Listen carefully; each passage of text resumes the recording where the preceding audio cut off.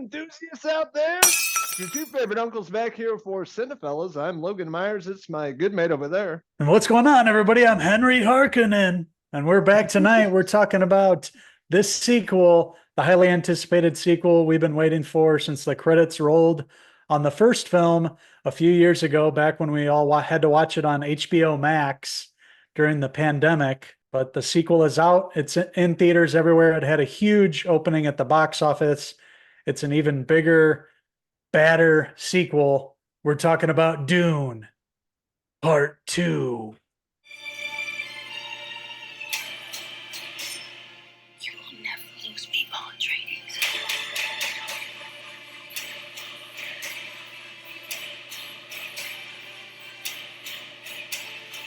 We gave them something to hope for. That's not hope.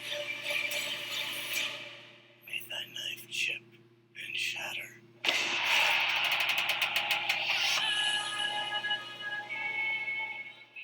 That's right, Dune, the sequel. Uncle Denis Villeneuve directing the sequel, of course. Huge fan of his work, one of my favorite directors in the business.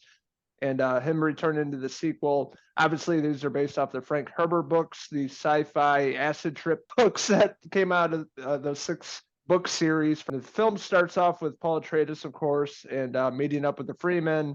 Zendaya's character, of course, in the first film, he had visions of her, actually meets up with her and the people and sets up the rest of the film. Yeah, this film is all about Paul Atreides becoming who he was predicted to be, who the visions had, told him he was going to end up being, the Messiah, especially to the Fremens. And, we have the sequel setting up right where we left off with the last one. Obviously taking place in this sprawling desert, the cinematography, right away, just magnificent. Some of the best cinematography you've seen on screen in quite a while here. Denis choosing to shoot this film out in the desert where it takes place and not in a green screen. It just makes it feel like this is, a real world, like it's really happening. Just everything about it looks fantastic. And the story really progresses, from the first one where that left off, Paul trying to come into his own. And, that's what Timothée Chalamet does in this movie. He really goes through a transformation here, becoming the Muad'Dib. Yeah, no, the last film we saw with Chalamet here was Wonka, which we didn't really care for too much, but playing this character, Paul returning, I think he's a lot better in this film than compared to the first one. There's a lot more to do. There's a lot more on the line. You see a lot more action and fighting and fighting for his people and seeking revenge, of course, against, Baron Harkonnens and his family and his people, seeking revenge, for Paul's family and dad getting killed. This is really Zendaya's show. Or movie, I should say. I thought she brought in a huge part to this movie. She had a lot to do, and I really liked her character a lot. She is really the heart of the film when you think about it. It's, Timothée Chalamet's Paul Atreides in this film, but without Zendaya there and her performance really, bringing the focus on Paul, but like giving him something to fight for. And their relationship's really explored throughout this film. And yeah, I'm with you. She had a really strong performance in this one, especially just seeing her grow over these few years since the last film. She really did some great work here and really helps, Paul and Timothée Chalamet's performance too. It grounds him more.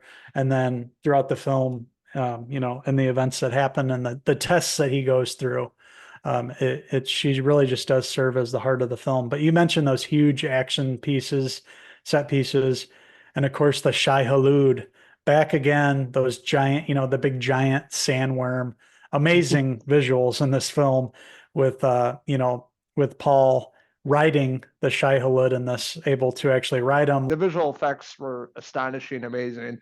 Best I've seen in a long time. Probably the last one would be Blade 2049, which is also Uncle Denny's film as well. So he always brings the best visual effects, cinematography. The scope is massive. You feel like you're in this world, dystopian, end of the world, this whole civilization we've never seen or heard of, out there doing their thing. And it's a battle of survival and revenge. Man, this film has a giant scope. I watched it on an IMAX screen And this whole film was shot on, using IMAX cameras, and it shows. It just feels like this giant screen. I like how he filmed it too. He films the characters really up close, so like their faces take up the whole screen. It just everything feels massive. Everything's bigger than the first one. There's more at stake here.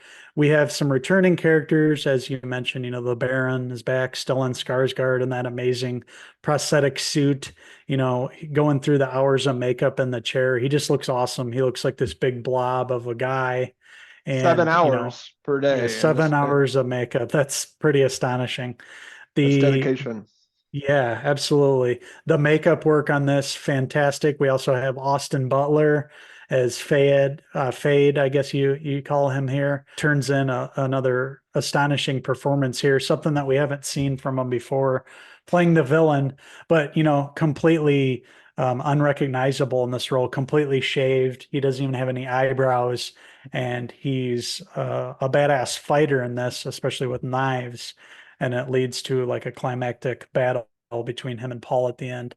And he was a really worthy villain in this. Some said that it was, one of the best villains. I don't know. I'll have to watch it again, but he does do a damn good job in this. Especially that final battle was really amazing. The way it was shot in black and white too, how it looked black and white on their home planet, and just the look of him reminded me a lot of Christian Bale in the Thor movie, but a much better villain than that. Christian Bale meets Grim Reaper from Bill and Ted. Yeah, that's what it looked like. He had like the blackened teeth. He had no eyebrows. You didn't hear the Elvis in his voice when he was talking. No. Played, Baron's sadistic nephew really, really well. One of the better villains I've seen in some time in recent memory, for sure. I thought he was a scene-stealing performance in this movie, unrecognizable. I like this kid a lot. Everything he's been in as of late is getting better and better, and I really liked him in this role. Something we haven't seen before, and one of the better performances of the film, and he brought a lot, and a lot was on the line. Of course, the battle scene, the fight scene at the end, but Timothy and Austin Butler, they did incredible work in that. It looks like they probably put in a long time training to do all the sword fighting and stuff. Very believable, and it was a really cool ending. Man, this whole movie, it was a long movie, but there was so much going on from scene to scene. There wasn't a lot of downtime in this. It was action packed. It really felt, like a huge sequel here. And Denis was able to pull this off and deliver a spectacular follow up to Dune 1. And, the way walking out of the theater, I was like, man, I want to see more of this universe. I haven't read any of the Frank Herbert books, but it definitely makes me want to read them. But, from what I've seen on the screen, for Denis to be able to adapt this work to the screen, he just does a phenomenal job building this world, and casting the cast that he did. Everybody fits perfectly in their roles. We have Florence Pugh in this. We have Christopher Walken. You have all these big names. You have some surprises, returning characters. Man, it's breathtaking from one scene to the next. The CGI, everything just looks amazing. Nothing looked off as compared to a lot of the things that we see now where the CGI just takes you out of it. Nope, everything on the screen here pulls you into this universe. Obviously, you can't talk about Dune Part 2 without the incredible Hans Zimmer score. Jeez. Coming over from the first film and just delivering a brilliant, near perfect score for this movie. What he does with the orchestra, everything, it's amazing what they were able to achieve. I'm glad we got to see this in the big screen, because Monday night we had big storms rolling through here in Chicagoland area, tornadoes and stuff. Went to go see it, and it was just crazy. And thankfully the power didn't go out. We got to see this movie, and it was well worth it. One of the most anticipated films of the year. Love the first one. Super excited to see what Uncle Denny did with the second film sequel. And I think this movie is just a little better than the first one. A lot more action, a lot more is on the line. The visual effects, whole scope of the movie, it's beautiful. It flies by. The movie's like 2 hours and 40 minutes, but it feels like a half an hour. It's just like you're so involved in it. Great storytelling. Production design, costume design. Timothy Chalamet was fantastic. Zendaya was also standout performance. Of course, a lot of returning characters we talked about. Josh Brolin returning, Rebecca Ferguson playing Jessica. Loved her character. Of course, Florence Pugh popping up and everything now too. Christopher Walken, probably the weakest character as the Emperor. Not believable. His whole vibe was completely off. Everybody else in the film minor complaint, but everything was pretty perfect across the board. Ultimate popcorn film to see in the theater. Really great from start to finish. This is a movie I'm definitely going to be buying and watching it at home in the home theater as well. And just one of the best movies of the year thus far. I had a great time with it. Definitely go check it out in the local cinema. It's worth your time. So with that being said, I'm going to give Dune Part 2 a 4.5 out of 5.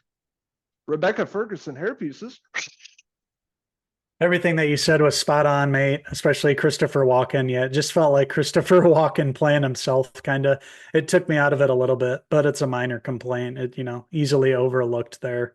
He doesn't have a huge part in it, just more towards the end and a couple scenes there. It was a little long, but it's worth it. It doesn't feel overly long. You're not wanting to get out of there. You're wanting the movie to keep going by the time it's over. And just those two minor complaints, and everything else here is fantastic.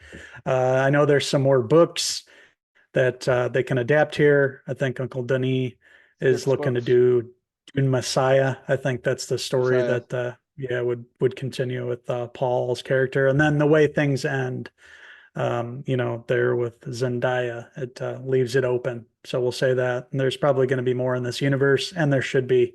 This one was a damn near flawless sequel, and I am going to give Dune Part 2. I'm going to give it a 4.5 out of 5 Baron Harkonnen hair pieces. Paul's visions, we got to see his sister, which is obviously from the books Messiah and Children of Doom, and there's 3 other books after that, 6 total, I believe. So there's a lot of material they could work with in upcoming films. So hopefully Uncle Denny comes back to make a few more films. I would love to see that. But we're interested in hearing from you guys. What you like about Dune Part 2? What didn't you like about it? Let us know in the comments below, and don't forget to stay up, subscribe. Also, check out these wild Baron impersonators on Facebook, X, and Instagram, and our website, Cinephellas.com, for the latest, greatest TV movie news and reviews. There's more story, I'd say. It's more story-driven, the first one, because there's a lot of exposition to fill. But this one's just like a theatrical experience, like extravaganza movie that, definitely going to pick out on 4K. Watch at home, although we'll always remember this theatrical experience. My chair was shaking at times. It was pretty damn spectacular. So do go check out Dune Part 2. You guys won't be disappointed. Thank you guys for watching our review of Dune Part 2. And until the next Cinephellas movie review, I'm Uncle Henry Harkonnen. And I'm Uncle Logan Chani, signing out until the next movie review. Cheers!